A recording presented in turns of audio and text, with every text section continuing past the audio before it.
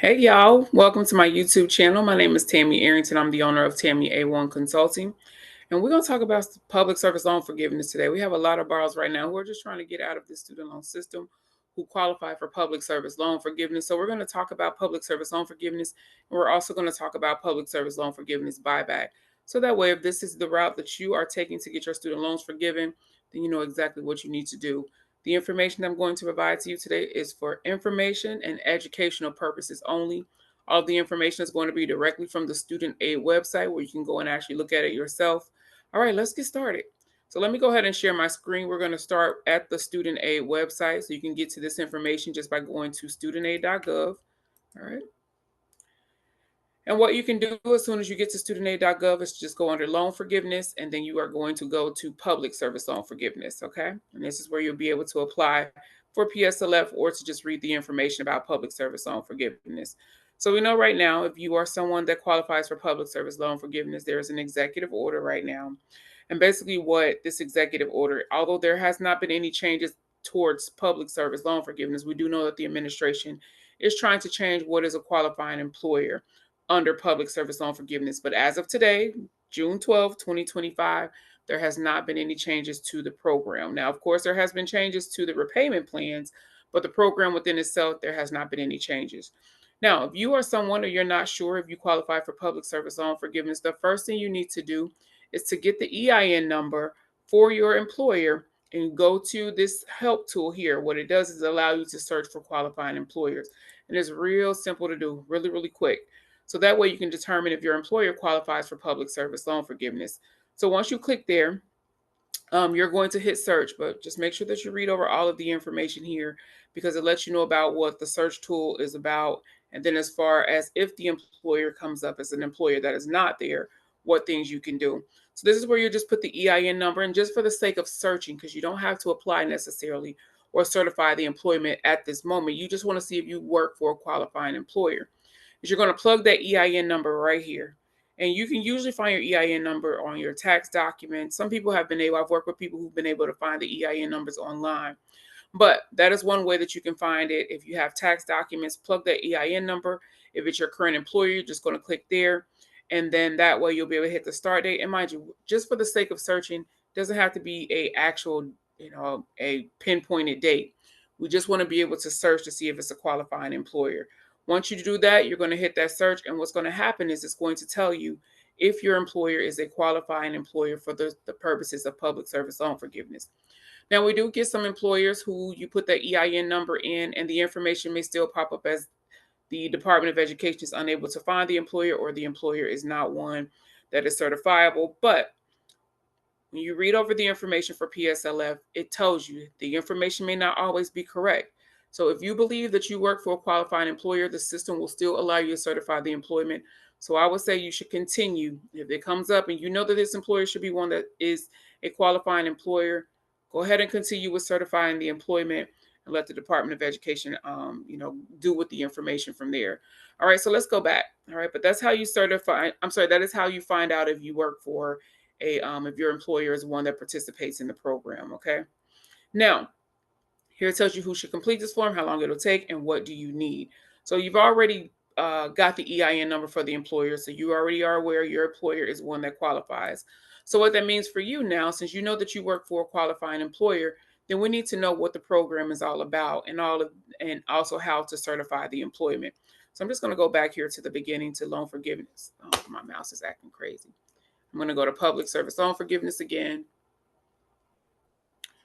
All right, and this is where all of the information as far as with the help tool, where it tells you or it assists you with how to complete the application or to complete the certification. So we're going to scroll down here because it tells you all of the information that you need if you're just not sure how this program works. One thing that those who qualify for public service loan forgiveness, we have a lot of borrowers who qualify who just have not certified employment, because you may be under the impression that because you have not made that 120 qualifying payments, or maybe you haven't been at your employer for 120 months, which equates to 10 years, that you can't certify the employment, when you absolutely can.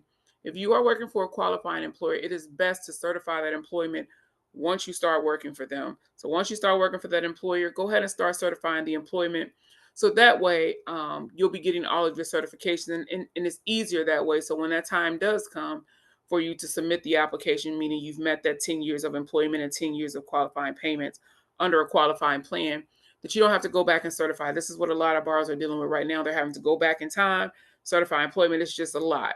So go ahead, if you are someone you qualify, go ahead and certify the employment. But this is where it tells you to how you're able to learn more about public service loan forgiveness. Tells you what is the difference between public service loan forgiveness and the temporary expanded public service loan forgiveness. Then also what loans can be forgiven. So you have to have a direct loan. We have some borrowers that may have those older loans, like those FFEL loans, and Perkins loans, or any other type of programs. They're not eligible for PSLF. And what that means for some borrowers as far as consolidating, and you want to be extremely careful, because even though here it tells you for the sake of PSLF that you need to consolidate your loans, one thing that you want to be for sure is that before you consolidate a loan, that you understand what happens, because the rules have changed for consolidation. So if you consolidate the loans, what happens is you're not going to get all of those payment credits that you may have had prior to the consolidation. And depending on how close you are to forgiveness, just under the repayment plan that you are under, you may lose a lot of time that you have paid into your particular plan. So if you do decide to consolidate, which I would say do it 100% informed, what happens is they calculate it on a weighted average, and you can go ahead and read more about that here and how they actually do those calculations. Talks about more about the tax forgiveness, what counts as a qualifying employer. They tell you governmental employers and many not-for-profits, what counts as a government employer. This is where you can look at the government organizations to know if yours is one of the ones. But of course, you're going to do the EIN number. So that way you'll be able to see. And like I said, even if it comes back and it says that it's not a qualifying employer, which it should be, then you definitely want to, still submit the application to certify the employment. Okay. We do have some borrowers as far as, can I get PSLF sooner than 10 years? So no, there is no way to speed up the process for public service loan forgiveness. And although we have borrowers right now who are currently in a SAVE plan, which means you're in that SAVE plan forbearance, and we're going to go look at that. I have some examples that we're going to look at to see and determine as far as with the PSLF buyback, that's different. So buying back the months where you have set in the SAVE plan forbearance is different than you trying to purchase months or to pay ahead to get your loans forgiven faster under PSLF. Okay. So let's go to this is basically all the information that you need about PSLF if you're someone who needs to certify. But for those of you who are already, you've already certified employment, you're in a SAVE plan, and you are just not sure on the buyback process, let's go take a look at that. Okay. So we're going to go to the magnifier. I'm a big fan of the magnifier. I think for me, it's quicker. I just type in what I'm looking for, and then it'll get me there. So I just type in buyback, and then you'll get all of your options here. And then we're going to go to what is the public service loan forgiveness buyback process. And then we have what is the public service loan forgiveness reconsideration. But we're going to go here, okay? Because we want to know what is the buyback process, especially if you're someone who has been in a SAVE plan for coming up on a year now, which means you may have some months that you need to buy back, or you have some months that you need to buy back. And in order to utilize the PSLF buyback process, and they tell you right here in the beginning, due to recent PSLF regulation changes, you can buy back certain months in your payment history to make them qualifying payments for PSLF. Specifically, you can buy back months that don't qualify as qualifying payments because you were in an ineligible deferment or forbearance status. And currently, if you are in the SAVE plan, that means you are in an ineligible repayment plan. Due to the current injunction against that plan, that is technically an ineligible repayment plan because you cannot get any forgiveness. There's nothing that's taking place under that particular plan right now. So as long as you continue to sit in that plan, that means that you're not accruing any type of payment credits, in a sense, under that repayment plan, because you're not making any payments. You're in a forbearance currently, an administrative forbearance. But it tells you can buy back months only if you have an outstanding balance on your loans, you have approved qualifying employment for these same months, and buying back these months will complete your total of 120 qualifying PSLF payments. Important, the buyback opportunity is only available to you if you already have 120 months of qualifying employment, and buying back months of forbearance or deferment will result in forgiveness under PSLF or temporary expanded PSLF. So what that means for you is that before you submit this request, you want to make sure that you have already certified 10 years of employment. So that means you already have your 10 years on the job. Not only that, when you purchase back these months, if it is just for the SAVE plan, that those months that you are going to purchase back is going to push you over into that 10 years of repayment, okay? Because remember, PSLF is a two-part program. Not only is it connected to the qualifying employer, but it's also connected to the qualifying payments as well. So let's go a little bit more into the buyback process. All right. So I'm going to go back. All right. Actually, I may be able to click right here to buy back certain months in your payment history. Let's see where this will take us to. Okay. All right. So yeah. All right. There we go. So this is what the buyback process is, okay? Once again, they reiterate to you the buyback opportunity is only available to you if you already have 120 months of qualifying employment, and buying back months in forbearance or deferment will result in forgiveness under PSLF. What you need to know: due to changes in PSLF regulation, you can now buy back certain months in your payment history to make them qualifying payments for PSLF. Specifically, you can buy back months that don't count as qualifying payments, again, because you're in an ineligible deferment or forbearance. Now, there was a status report that came out from the Department of Education last month where they actually mentioned that you're able to buy back certain periods that you were in a deferment or forbearance, and that includes the SAVE plan. So what you want to do is you want to go, if you've already certified employment, you'll be able to see a PSLF tracker directly in your dashboard. And so I'm going to show you what that looks like, okay? All right, let me go into my screen here. I'm going to switch things over to my second screen, and then we'll be able to see this information. So that way you're able to see exactly what it looks like to be in a forbearance. Hang on, did I get you guys? I'm hoping I did get you into the other screen. Okay, yeah, I did. Okay, so let's go to this next one, okay? All right. Sorry, I'm doing this from my laptop. Sometimes me and this laptop, I'm learning it. Okay, so let's go to a new share. All right, so let's look at what that's going to look like. All right. Okay, so when you log into your student aid account, if you already have certified employment, then you'll be able to see this information directly in your student aid account. So you basically get to this by going to studentaid.gov. And once you get to studentaid.gov, that is where you're going to log in, okay? And once you log in, so prior to them, so this screen right here is about the income-driven repayment plans. So prior to this, there was so much that's going on. You used to be able to see your qualifying payment count under the repayment plan that you were enrolled in. But they've actually taken this tracker down, so you're not able to see this anymore. So I'm going to bypass that, okay? So I want to show you what the PSLF tracker is going to look like, okay? Or what the information is going to look like, okay? So let me go through that.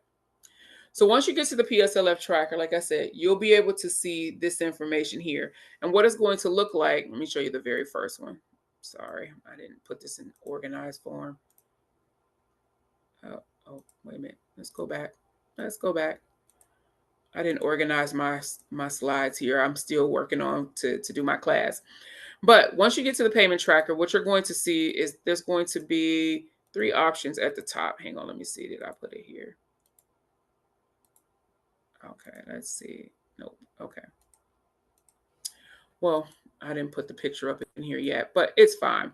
Once you get in, you'll see the tracker. You'll see what the tracker looks like. And what the tracker is going to do is to give you the option to look at your qualifying payment count and also the qualifying as far as the employment. And this is what it's going to look like right here, okay?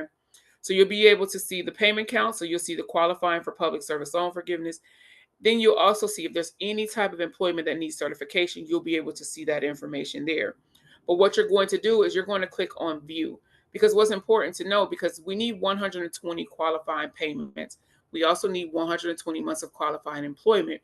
But we have to know, for the sake of buying back, what months need to be purchased back.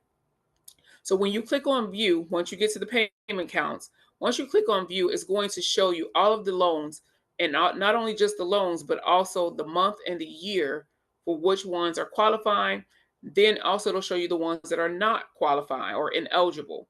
And what you're going to do is you're going to click on view details, because once you click on view details, it's going to tell you exactly the reasoning behind why this particular payment does not count. What's going on with that payment as to why it is not considered as a qualifying payment. So if it's connected to employment not certified, then we know we need to certify our employment for that particular month so that we can get our qualifying payment. And if it's connected to some type of other type of forbearance or a deferment or whatever the case may be, it'll tell you that as well. So that way you'll know, like, okay, if it's not connected to the save plan, or because it'll say that as well, it'll say that you're in a ineligible repayment plan. It'll tell you exactly what it is as far as the reasoning why that particular payment does not qualify. So this is what it'll look like. So it'll tell you, like right there, it'll say ineligible. When you hit the view details right there, that's when it'll tell you the reason why it is ineligible. So that way you'll have an idea, because some of the months, depending on what the months are that are ineligible, they may be months that just don't qualify because either you were in school or you may have been in a deferment or a different type of forbearance outside of the save plan that just may not be a qualifying um, status, and you can't buy back that particular month. But you just want to go take a look at that, because when you go through the buyback process, you want to know or have an idea of what months that you are purchasing, especially if your months may not be connected to the actual save plan. All right, let's go back to the PSLF buyback information. Okay, let's get out of this. Okay, let's stop the share on that. And then I'm going to go and share my screen again. Okay, so let's share. All right, and we're going to go back to the PSLF buyback process. All right, perfect. Okay. All right, not this one. Let's go back to the other one. Okay. All right. Hang on, which one? There we go. Share this tab. All right, there we go. Okay, so we are back here with the PSLF buyback, and this is where we get all the information on what needs to happen. So the reason why I was trying to show you guys the information as far as what months in the year, so those particular dates to buy back, because you'll need to know that. But once again, they reiterate, you can only buy back months if you are already at that 120 qualifying employment, and buying back the months will get you to your forgiveness. Before submitting a buyback request, we strongly encourage you to wait until accounts are updated through the payment count adjustment. If you've already submitted a PSLF form and have approved qualifying employment, you may see updates beginning this fall. Now, mind you, the payment count adjustment is already complete. And if you click here, which we're going to click here, so that way you can see the information. If you were not aware of what the payment count adjustment is, this was actually done with the previous administration, during the Biden administration. Let me make sure that this is sharing the proper screen with you so that I'm not talking and then you're not on the same screen as me. Let's make sure. Okay. All right. So we're showing the correct screen. All right, so it tells us here the payment count adjustment has been completed, but due to a current injunction affecting IDR plans, only loans enrolled in income-based repayment that have accumulated enough time for forgiveness are eligible. And the reason being because there is an injunction not only against the save plan, but against pay-as-you-earn, also income contingent repayment. So all of the plans that were created by the Department of Education, currently there is no forgiveness under those particular plans. So that means that although you may have all of your accounts under the one-time account adjustment, in order for your loans to be forgiven, you would have to transfer over into income-based repayment in order to get the forgiveness, and that way to be able to benefit from this one-time account adjustment. Okay, but you can go back and read about the one-time account adjustment, how all of that was applied to borrows. But if you have certified employment, you should already have all of this information here. Okay. All right, let's go back to the buyback. Okay. And let me make sure that my screen is sharing the right information. Okay. Let's make sure I'm sharing. All right, so we're going to go back. All right, let's make sure that you are able to see. Okay, let's make sure. Let me make sure. Okay, yep. All right, perfect. I just want to make sure I got the right screen. Okay, so we know that the one-time account adjustment is done. We know that if you have already got to this point, that means that you already have 120 months of certified employment.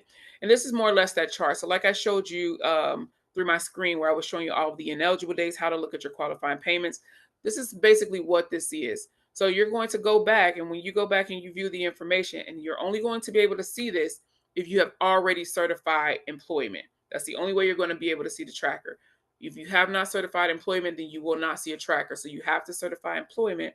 So that way you're able to get not only the credits for the employment that you've already completed, but also you'll be able to see those qualifying payments that you have accumulated throughout your time with your employment. Okay. So as long as the employment and the payments both match up, then that is how you're able to see what months that match up with your employment. So as you can see here, each row is 12 months in a year. Okay. So here's where you're going to look at as you go through. And when I showed you guys, or when I showed you, you've seen the different years. So 2023, 2022, 2024, 2025, whatever the case may be. When you go and you look, you want to see everything that says qualifying, qualifying, qualifying. Now, when you get here and we see ineligible, ineligible, ineligible, that's what all these yellows mean. What that means for you is that these are the months that we are potentially able to buy back, depending on what the status is and the reason why it is not a qualifying payment. The employment counted, but that payment may be the issue, and the reasoning behind it is what we want to determine. If it's connected to the save plan, then we know that we're able to buy back those months. Okay. They tell you, why are 120 months of approved qualifying employment a requirement? We require 120 months of approved qualifying employment to ensure that buying back months of deferment or forbearance results in you achieving forgiveness. This prevents borrowers from unnecessarily buying back months that are not eligible for PSLF credit. They tell you again which months are eligible for buyback. It's available for months on direct loans with a positive balance that coincide with qualifying employment when you were in deferment and forbearance, or in deferment or forbearance after the first disbursement date of a direct consolidation loan. You can't buy back months during which your loan was in any of the following statuses: in school or in origination, in grace, default, bankruptcy, total and permanent disability monitoring. That's why it's important to go back and look at the details of that ineligible payment to know why it is considered ineligible. You can't buy back any months on loans that are not a direct, in a paid in full status, in a forgiven status, in a discharge status, or included in a direct consolidation loan.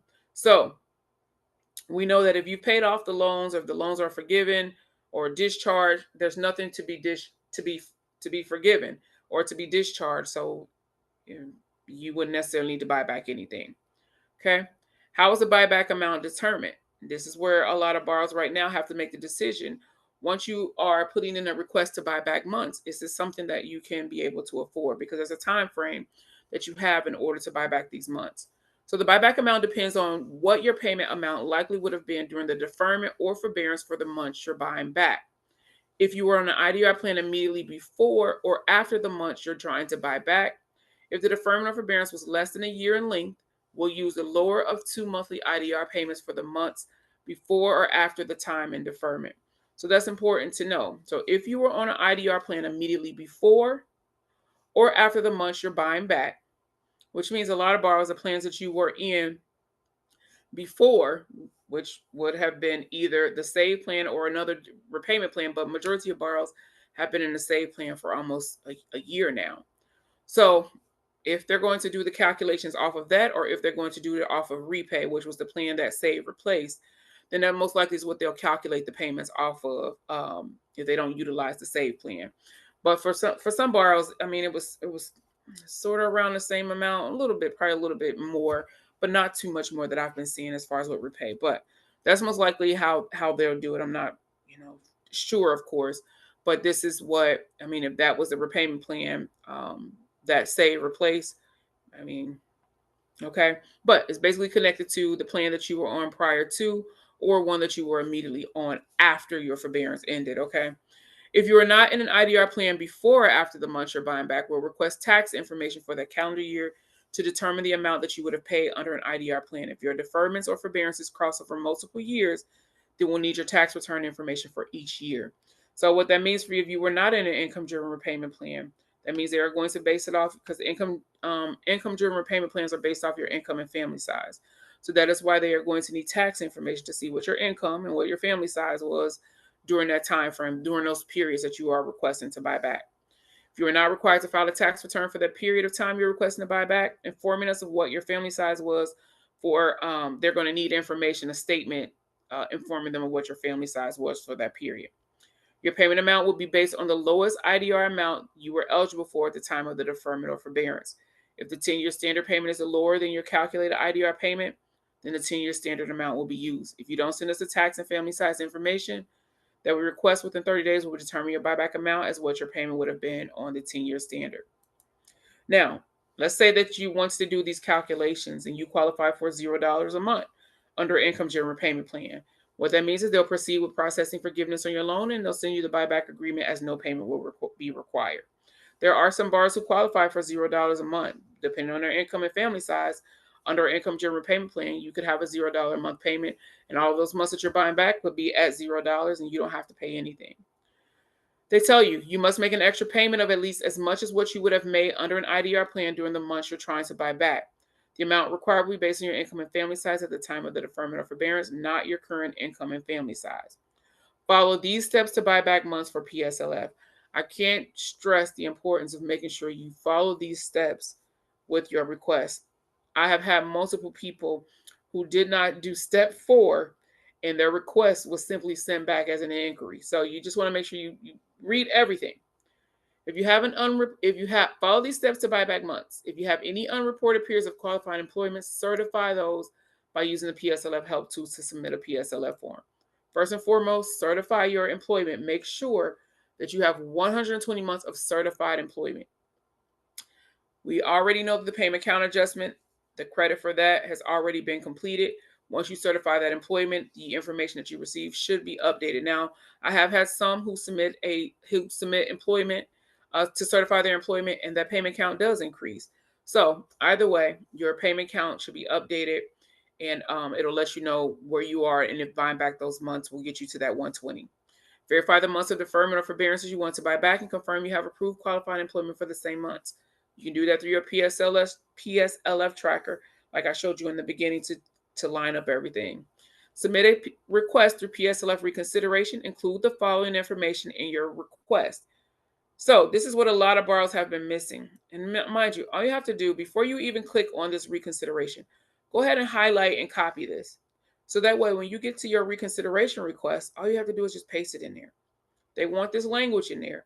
I have at least 120 months of approved qualified employment, and I am seeking PSLF or TEPSLF discharge through PSLF buyback. Please assess my eligibility for PSLF buyback. Copy, and paste that into your request. If you are eligible to buy back months, we will send you a buyback agreement with the amount to pay and instructions to pay the full amount within 90 days of our email to you with the buyback agreement. Another thing, you guys, make sure that your email is up to date. And you can verify that when you log into your student aid account, it's going to show you all of your contact information. If something is off with your email address, your phone number, your address, there's a link in there where you can just click on it and it'll allow you to update your information. They tell you right there, without the statement above, your PSLF reconsideration submission will be considered as an inquiry about buyback and not a request for a buyback assessment. So you have to make sure that you put this language in there, or they're just going to think that you're just asking questions about it. You're just inquiring about the process. All right. They go back to tell you who is eligible. Once again, they tell you about the same thing, who is not eligible. Okay. And then find out if you have eligible months. Okay. All of that. They tell you what's going to happen after you submit. You're going to get an automated email confirming that they received your reconsideration request.